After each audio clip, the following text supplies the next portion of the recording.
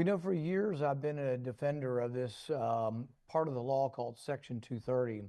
Section 230 gave liability to these companies and said, well, if I call you a schmuck online and you call me right back a schmuck online, we just can't police that and we're going to not have liability for people calling each other names. Or like in my case, they accused me of being a traitor to my country and receiving benefits from an enemy country, money, basically stolen money from Maduro. And there's no truth to it. And you tend to want to laugh it off, except for that the woman accusing me of this was sitting behind what appeared to be a news desk, appearing to give a news broadcast, and then saying high-ranking officials, were telling her these things.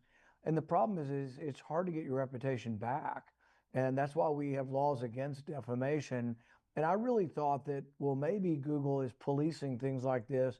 And when something's so outlandish or untrue, they would take it down. So I called Google, talked to some of their top lawyers. They said, well, we don't adjudicate the truth with regard to whether or not you're taking money from Maduro. And I said, well, when I said cloth masks don't work for COVID, you did adjudicate the truth and you said I was lying and you took it down. So they selectively do adjudicate the truth. They're not being honest when they say, well, we're not going to determine whether something's true or false.